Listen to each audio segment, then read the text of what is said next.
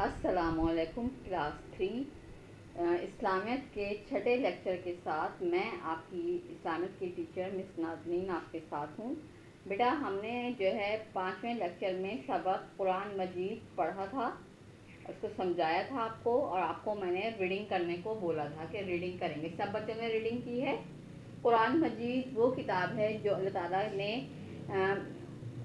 जो है क़यामत तक के मुसलमानों के लिए ये किताब भेजी है। अल्लाह ताला ने 4 किताबें भेजी, तौरात, ज़बूर, इंजील, कुरान मजीद। कुरान मजीद जो किताब है ये हम सब के घरों में जुजदान में लिपटे हुई ऊपर रखी हुई होती है, और हम जो है वैसे तो हमें इसको रोज़ाना कुरान को पढ़ना चाहिए, उसकी छोटी छोटी सूरतें याद करके उसको हमें पढ़ना चाहिए। और जो है वैसे हम रमज़ान के महीने में पढ़ते हैं, और कुरान जो है वो अल्लाह ताला की किताब है जो ज़िंदगी गुजारने का, जिसमें मुसलमानों के लिए ज़िंदगी के तमाम मसाइल का हल इस किताब में मौजूद है।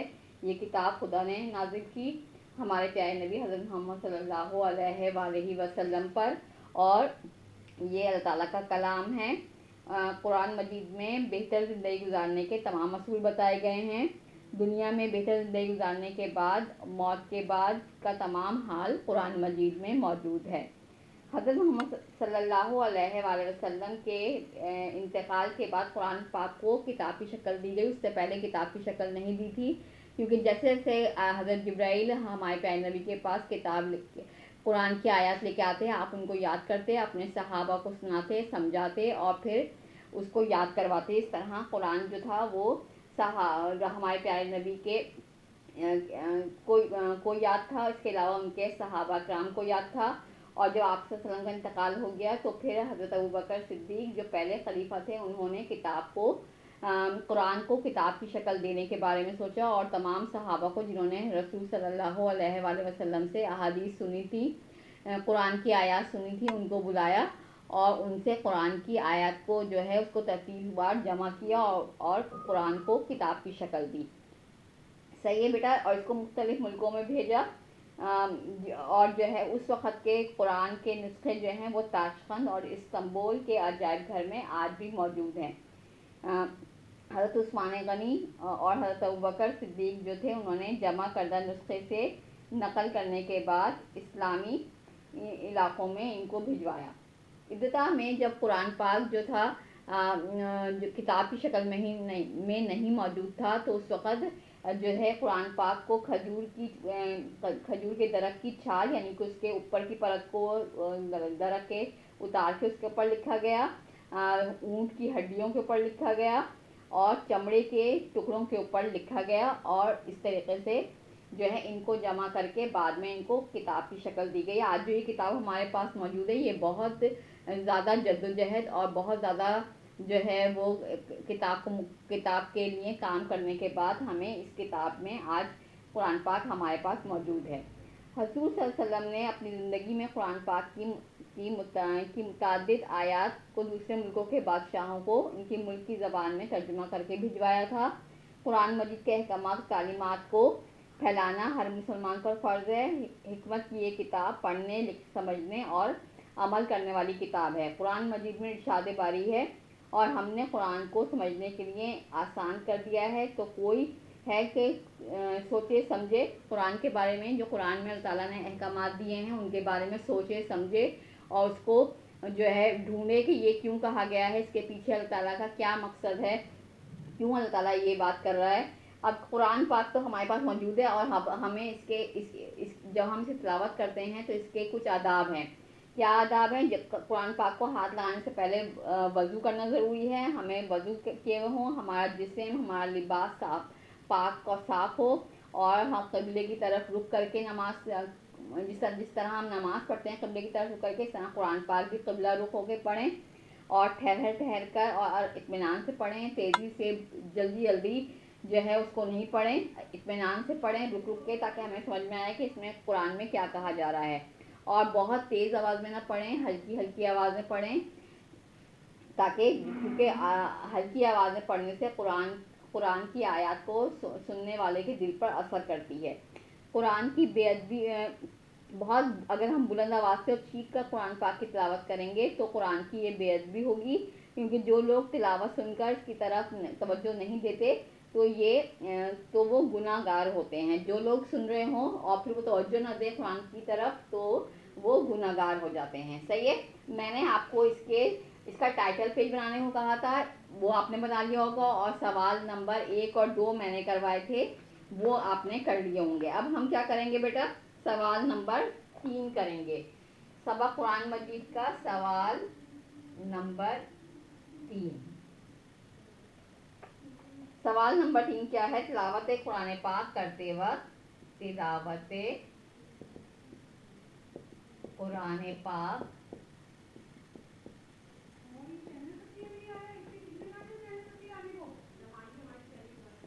करते वक्त किन बातों का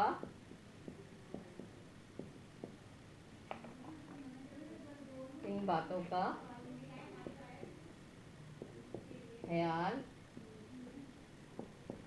रखना चाहिए? कुरान पाक की तिलावत करते वक्त किन किन बातों का ख्याल रखना चाहिए?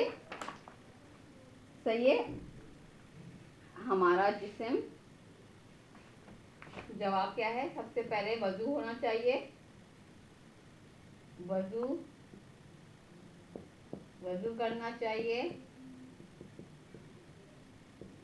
फिर जिस्म और लिबास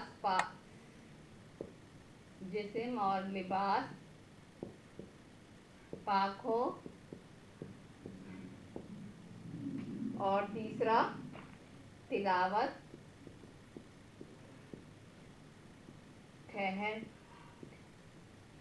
कर करना चाहिए। और चौथा क्या है? क़िबला रुख होकर पढ़ना चाहिए। क़िबला रुख होकर तिलावत करनी चाहिए। सही है। ये 4 बातों का हमें ख्याल रखना है। पहला, वजू करना चाहिए। दूसरा, जिस्म और लिबास पाक हो। तीसरा, तिलावत ठहर कर करना चाहिए। चौथा, क़िबला रुख होकर तिलावत करनी चाहिए। कुरान पाक की तिलावत करने से पहले हमें इन 4 बातों पर अमल करना चाहिए। वजू करना चाहिए, जिस्म और लिबास पाक हो, तिलावत ठहर कर करना चाहिए, और क़िबला रुख होकर तिलावत करनी चाहिए। ये मैंने 4 पॉइंट लिखे हैं, 1 2 3 4। ये सवाल नंबर 4 आप जल्दी से उतार लें अपनी कॉपी में। और अब हम क्या करेंगे, मुख्तसर सवाल की हेडिंग डालेंगे, और ये मुख्तसर सवाल जो हैं ये हम करेंगे 5 हैं। हम इसका सिर्फ मैं आपको जवाब लिखवाऊंगी, आपने सवाल खुद आपने किताब में से लिखना है। सफ़ा नंबर 18 पर सवाल हैं ये 5, इनको आपने जो है वो लिखना है। इसका जवाब मैं सिर्फ जवाब लिखूंगी, आप सवाल जो हैं अपनी किताब में से देखकर लिखेंगे। सही है। सबकी बात समझ में आ रही है बेटा, हर बच्चे की? ओके, ये आपने कर लिया है। अब मैं इसको रफ कर रही हूँ, और इसको रफ करके हम मुख्तसर सवाल जवाब की हेडिंग डालेंगे।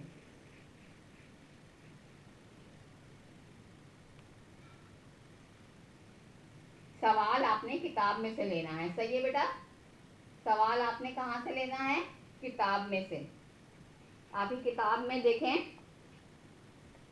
आपकी किताब में ये ऊपर जो है वो 5 सवाल दिए हुए हैं। ऊपर सबसे सफ़ा नंबर 18 पर क्विज के जो सवाल हैं ये आप इस पर मुख्तसर सवाल जवाब की हेडिंग डालेंगे और ये काम करेंगे। बल्कि मैं इस तरह करवाती हूँ, इस तरह कीजिए। मुख्तसर सवाल जवाब। सही है। सवाल नंबर 1 है, कुरान में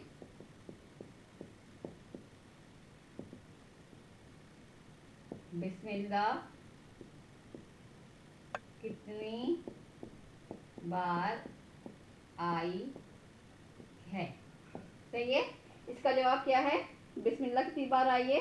113 बार। तो आप जवाब लिख देंगे 113 बार। सही है। फिर सवाल नंबर 2 है,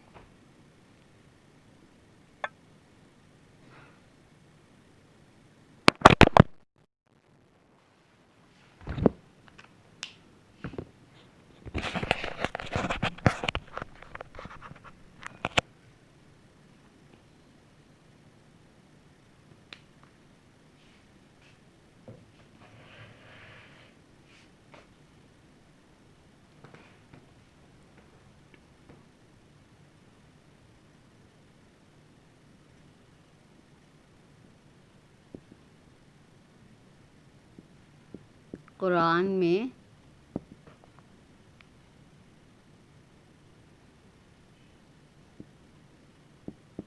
कितनी सूरतें हैं? कुरान में कितनी सूरतें हैं? इसका जवाब क्या होगा? 114 सूरतें हैं। सही है। ये सवाल नंबर 2 हो गया। सवाल नंबर 3 क्या है?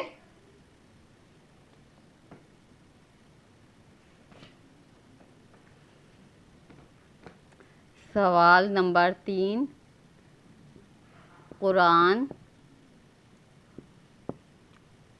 का दिल किस सूरत को कहा जाता है? सवाल नंबर 3 क्या है? कुरान का दिल किस सूरत को कहा जाता है? सूरह यासीन को कहा जाता है।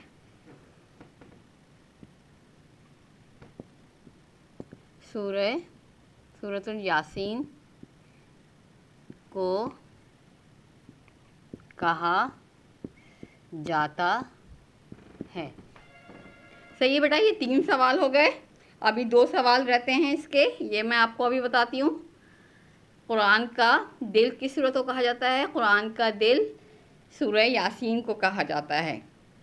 सही है। अब आप ये दोनों सवाल जो हैं, 3 सवाल जो हैं, ये जल्दी से अपनी कॉपी पे करें और ये देखें आपकी स्क्रीन के ऊपर आपको नज़र आ रहा होगा किस तरीके से ये 3 सवाल हुए हुए हैं। अभी हमें सवाल नंबर 4 और 5 करना है, मुख्तसर सवाल का।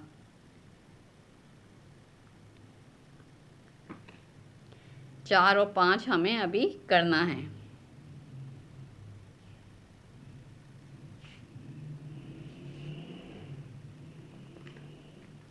ओके बेटा।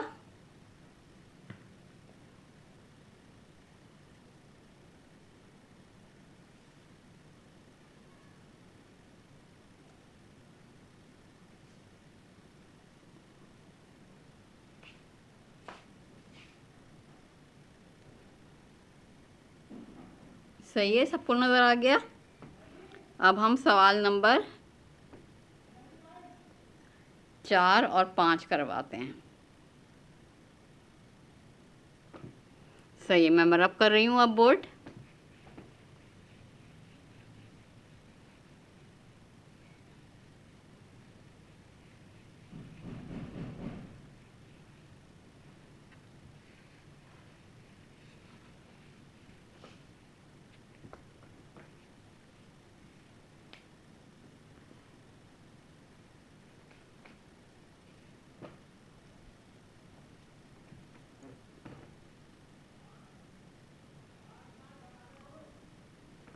सवाल नंबर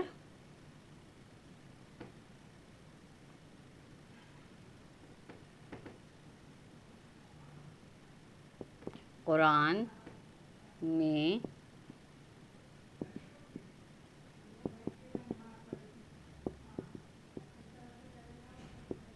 बेहतरीन महीना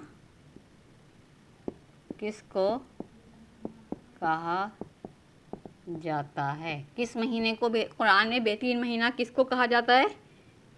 बेहतरीन महीना कुरान की नज़र में कौन सा है? रमज़ानुल मुबारक। तो क्या आ जाएगा? रमज़ानुल मुबारक को कहा जाता है। फिर सवाल नंबर, कुरान में बेहतरीन पीने की चीज़ कौन सी है?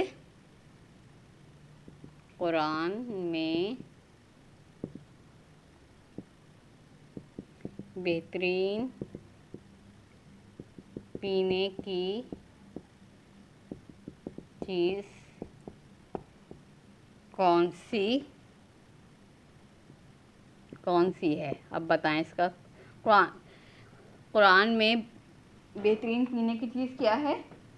दूध। दूध बेहतरीन चीज़ है।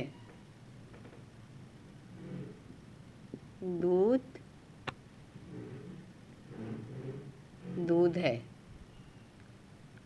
दूध बेहतरीन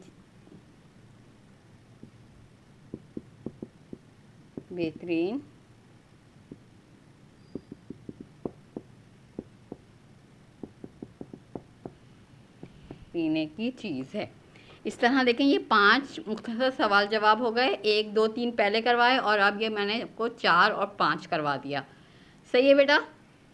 इतनी बात समझ में आई आपके?